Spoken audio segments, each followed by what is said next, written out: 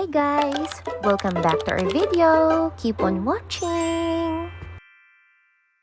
Hi guys! So for today's video, samahan nyo nga kami sa aming Visita Iglesia. At eto nga mga kasama namin dito ang aming SFC South B Cluster at dito ang aming meeting place sa may St. Michael the Archangel Church sa Orion. Nang makumpleto na kami sa Orion, eto nga at bumiyahe na rin kami para sa aming first location. At eto nga ay ang St. John Paul II National Shrine and Parish. Ang National Shrine and Parish of St. John Paul II ay matatagpuan sa Barangay Kulis, Hermosa, Bataan ay ang kauna-unahang pambansang dambana sa Pilipinas na inialay sa yumaong Santo Papa.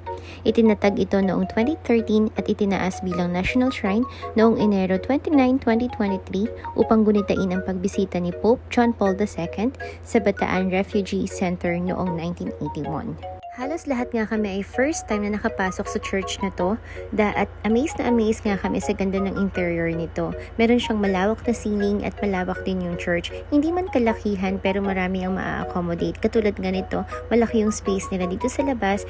Siguro ay naglalagay sila dyan ng mga extra upuan kapag misa para mas marami yung ma-accommodate nila. At eto nga meron din sila ditong runaway or parang staircase ba to na siguro pwedeng iakyat yung sasakyan dyan kapag may kasama tayong mga PWD o kaya naman yung mga hindi masyadong makalakad para maka-attend sa misa.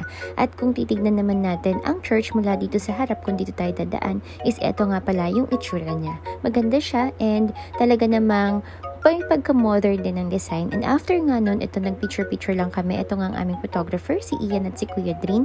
And alam nyo ba guys, elevated yung church na to. Yung pinaka-parking nila and offices is nasa baba. After namin mag-alay ng dasal at mag-picture-picture ito nga at mga less than 20 minutes ay umalis na rin kami dahil nga meron pa kaming 6 pang simbahan na i-visit dito nga sa Bataan for our Visita Iglesia. And here comes the second church. Dito nga tayo sa St. Peter, Martyr of Verona Parish na located din dito sa Hermosa, Bataan. Naabutan nga namin na magkakaroon nga ng misa dito sa church kaya naman hindi na kami masyadong nagtagal at pumasok sa mismong altar. Kaya naman dito na lang kami sa may labas sa gilid nag-alay ng aming panalangin. Ang parokya ng San Pedro Martir de Verona, na kilala rin bilang Hermosa Church, ay isang makasaysayang simbahan Romano-Katoliko dito sa Hermosa, Bataan.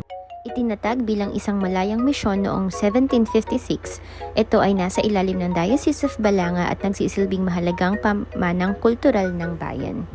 Ang ganda nga rin ng pagkakabuilt ng church na to at meron din silang malawak na restroom para sa mga babae at para sa mga lalaki. Alam niyo ba guys na kapag pumasok kayo sa kanilang restroom is para kang nag-CCR sa mall sa ganda nito. At ito malawak nga rin to. Sa gilid ng simbahan ay meron namang St. Peter of Verona Academy. Presko at malawak nga itong labas nila at marami rin nagtitinda ng mga pasalubong at mga church essential dito sa may pinakalabas. And finally, isa nga sa mga favorite church ko dito sa Bataan is itong Minor Basilica of Our Lady of the Most Holy Rosary of Orani. Ito nga ang ating third location. Ang Minor Basilica and Shrine Parish of Our Lady of the Most Holy Rosary of Orani o Simbahan ng Orani ay isang tanyag na sanctuary dito sa Bataan na itinatag noong April 21, 1714. Ang makasaysayang simbahan na ito ay tahanan ng Birhen Milagrosa del Rosario del Pueblo de Orani na dineclare bilang Minor Basilica ni Papa Francisco noong September 5, 2019. Marami ang deboto ng mahal na Birheng Milagrosa ng Orani dahil nga sa mga hindi matatawaran na mga miracles na nagagawa nito at napatunayan ng maraming mga deboto niya. At ngayon nga, ang church ay nire-renovate kaya naman dito sa bandang likod is mga monoblock chairs mo na yung ginagamit. Tignan niyo naman guys at napakaganda talaga ng church ng Orani. Alam niyo ba guys na kapag nagsimba kayo dito is iba talaga yung feeling. Naalala ko yung first time na nagsimba ko dito is talagang kinilabutan ako. Same feeling siya sa Our Lady of the Most Holy Rosary of Manaoag. At ito nga, meron tayo dito sa Bataan na nag-iisang Birhen Milagrosa ng Orani. Ang pagdiriwang ng pista ng Orani ay ginaganap tuwing unang linggo ng Oktubre. At siguradong punong-puno talaga ang simbahan hanggang sa labas kapag fiesta talaga dito. Well, kahit nga hindi fiesta is marami pa rin talaga nagsisimba. Ano pa kaya kapag fiesta, 'di ba? So ito napakalawak nga ng Minor Basilica ng Mahal na Birhen Milagrosa ng Orani. After rin namin mag-alay ng dasal, ito nga at nagpunta kami dito sa likod para naman sa pahalik kay Maria. So dito guys is parang meron kang ipapahid or hahawakan mo yung mismong replika ng Mahal na Birhen ng Orani. Welcome to our fourth church at ito nga ang St. Catherine of Siena Parish na located rin dito sa Samal, Bataan. Ang St. Catherine of Siena Parish Church sa Samal, Bataan ay isa sa mga pinakamatandang simbahan sa rehiyon na itinatag noong 1596. Ang simbahang ito ay saksi sa masalimuot na kasaysayan ng Pilipinas mula sa panahon ng mga Espanyol hanggang sa makabagong panahon at patuloy na nagsisilbing sentro ng pananampalataya sa Diocese of Balanga. Ang matibay na estruktura nito ay simbolo ng matatag na pananampalataya ng mga mamamayan.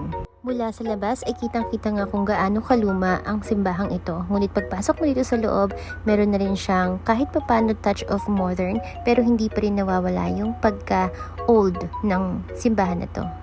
Malawak ang simbahan na to at kitang-kita naman na napakaganda talaga ng infrastruktura niya. Isa rin sa nagustuhan ko dito sa church is itong altar nila na napakaganda at napaka-unique ng design. Sobrang unique rin talaga ng simbahan ng St. Catherine of Siena Parish dito sa Samal, Bataan. At hindi ko nga rin akalain na nasa Samal, Bataan pala ang isa sa pinakamatandang simbahan dito sa aming rehiyon. At kung mapapansin ninyo, eto nga at meron pa ditong tombstone at kaya naman talagang makikita natin na napakarami na rin pinagdaanan ng simbahang ito at saksi ng kasaysayan natin. First time ko nga lang nakapasok sa church na ito at nakaka-proud lang din dahil ngayon ko lang rin talaga nalaman yung kasaysayan behind dito sa simbahan ng Samal. At eto nga, dito sa may gilid is makikita rin natin na meron silang mga lumang kampana dito na talaga namang makikita na nakaukit sa kampana yung taon kung kailan sila nagawa na nagpapatunay kung gaano katatag at gaano katanda na ang simbahang ito. At dito sa may gilid is merong sanctuary rin ni Jesus na pwede kang magdasal kung gusto mo ng mas mapayapang atmosphere.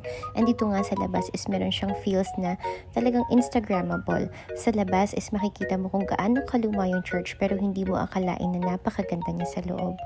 And now, let's go to our fifth church at eto nga ang St. Dominic de Guzman Parish na matatagpuan dito sa Abukay, Bataan.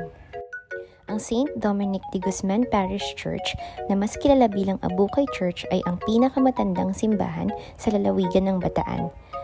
Matatagpuan ito dito sa Abukay, Bataan at itinatag ito ng mga misyonaryong Dominikano noong 1587 at ipinagawa ang kasalukuyang istrukturang bato noong unang bahagi ng ika-17 na siglo. Ang disenyo nito ay nasa estilong Baroque. Noong 1610, dito nilimbag ni Tomas Pinpin, ang ama ng paglilimbag sa Pilipinas, ang mga unang aklat sa bansa gamit ang palimbagan ng mga Dominikano. Naging saksi rin ng simbahan sa labanan noong 1647 sa pagitan ng mga Pilipino-Kastila at ng mga mananakop na Dutch. Nakakatuwa lang na sa simpleng bisita iglesia ay mas marami nga rin ako natutunan at kasaysayan ng mga simbahang ito. After namin sa ika-5th na simbahan na aming pinuntahan, ito nga at nag-break muna kami. Dito rin yan malapit sa Tomas Pinpin, dito sa Abukay. So nagpunta nga lang kami dito sa Saverde. First time ko nga lang din nakapunta dito at nakakain dito. And by the way guys, ang sarap-sarap ng butter toast nila. Isa yun sa pinaka-nagustuhan ko and pinaka-recommend ko sa inyo. Malawak nga rin pala yung kanilang mga kainan dito. Maraming tables and chairs. Meron din dito sa loob and dito kayo o-order sa may labas. Dito sa labas maraming mga tables and chairs na good for family, barkada or maramihan. And then sa loob meron din namang mga table for 2, table for 4. So iyan. Dito nga kami pumuesto sa loob para at least aircon.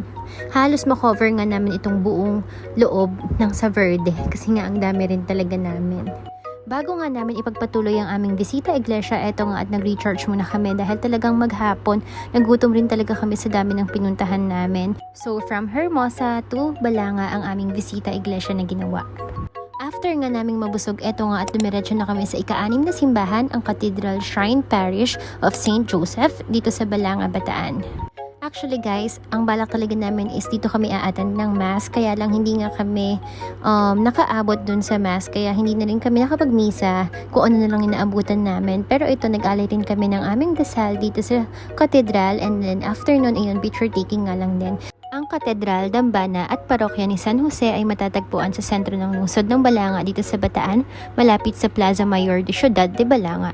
At ito ay luklukan ng Diocese ng Balanga at kilala bilang Mother Church ng Lalawigan. And here's our last church. Dito nga yan sa Shrine of Divine Mercy, Monte de Piedad, dito sa Abukay, Bataan. Isa nga to sa mga simbahan na talagang nilook forward ko na mapuntahan. And finally, ito nga at nakapunta na kami. Konting story nga lang, hindi dapat kami matutuloy na pumunta dito sa Divine Mercy dahil nga gabi na rin. And ito, tinry lang namin na pumunta. Tapos yung unang location pa akala namin yun na yung Divine Mercy. Tapos sarado na. Pero inadya talaga ni Lord na ito. Makapunta kami and pinagbuksan pa kami ng mga bantay. Kaya naman sobrang grateful namin. Fulfilled nga ang aming bisita iglesia at lahat ng mga church na nasa list namin is napuntahan namin. Ang Shrine of Divine Mercy, Monte de Piedad sa Bataan ay isa sa mga bago at sikat na destinasyong pang-espiritual sa lalawigan. Ang formal na pagdedeklara bilang diocesan shrine ay ginanap noong October 5, 2025. Ang pangalang Monte de Piedad ay hango sa pinakamatandang savings bank sa Pilipinas na itinatag ng simbahang Katoliko noong panahon ng Kastila upang makatulong sa mga nangangailangan. Ang shrine na ito ay nagsisilbi ring paalala ng misyon ng simbahan para sa mga mahihirap at sa awa o mercy ng Diyos. Parang mistulang munting paraiso, lalo na ito sa may malapit sa gate or sa pinaka-front door ng Divine Mercy. Meron sila ditong mga koi fish, meron silang aquarium na malaki kung saan pwedeng mag-wish ang mga tao. At meron din sila ditong mini garden na talaga namang feeling mo ay nasa loob ka ng paraiso. Napakaganda talaga ng Divine Mercy. Alam niyo ba guys na isa rin dito sa mga promising na wedding venue ng mga ikakasal. Worth it naman kasi talaga ang venue na to, lalo na yung mga one-time event sa buhay natin kagaya nga ng kasal. Sabi nga nila, mas maganda daw dito kapag morning, pero ito nga napuntahan namin kasi siya ng gabi, pero quality pa rin naman kasi nga ang gaganda ng mga lights niya. Lalo na kapag open na lahat. At yung pinakabubong niya nga guys, kapag nasa labas ka is tanaw na tanaw mo talaga yung pinaka-altar at itong si Jesus Christ dito sa loob kasi glass siya at talagang ang ganda-ganda niya. Ayun lang guys, at eto nga inabot na kami ng gabi and finally pauwi na rin kami. Salamat sa pagsama sa aming bisita iglesia.